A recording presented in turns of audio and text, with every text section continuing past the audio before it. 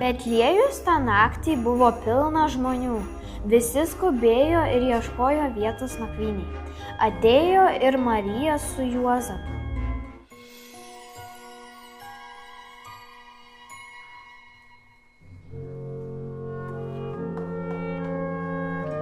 Labą dieną, ar turite vietos? Atsiprašome, pas mumis viskas užimta.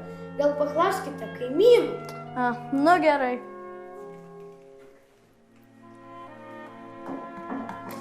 Labą dieną, ar turite vietos? Marija pavargusi.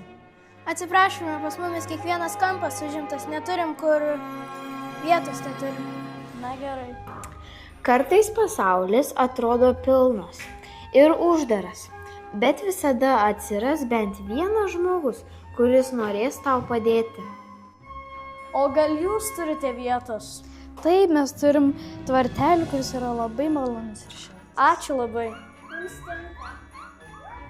Oi, kaip čia miela, ir gyvūnėlių, ir šilta.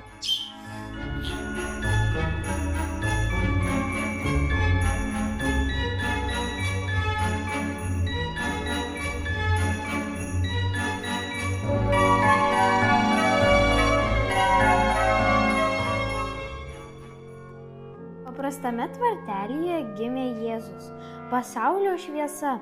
Dievas pasirinko vietą, kurioje jam buvo palikta truputis vietos.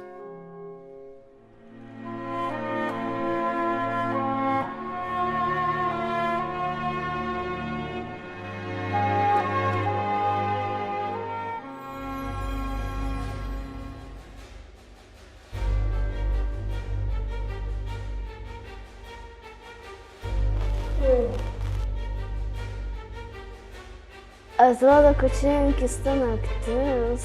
Atrodo, kad laukiam kažkokio stebuklo.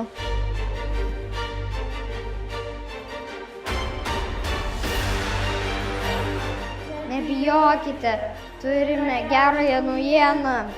Šiandien Betliejui gimė išganytojas. Jo vardas Jėzus. Jį rasite ėdžiose.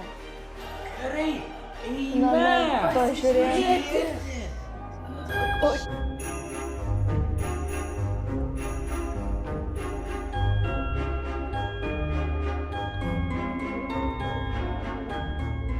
Koks mažas kūdikis, bet iš jo sklinda tokia ramybė. Jėzus atneša šviesą tiems, kurie jos ieško. Ir ši šviesa skirta kiekvienam.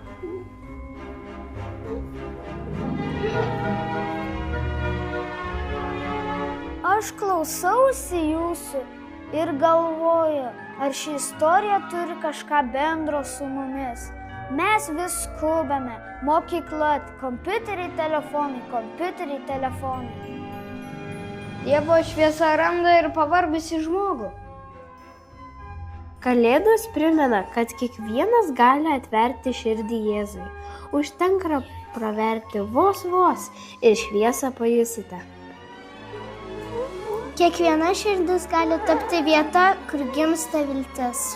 Ir jei leidžiame šią šviesą įeiti, jie ateina. Lai kalėdos prasideda ne nuo dovanų, o nuo širdies atviros Jėzui. Tikiuosi, kalėdų senis labai neįsižeis.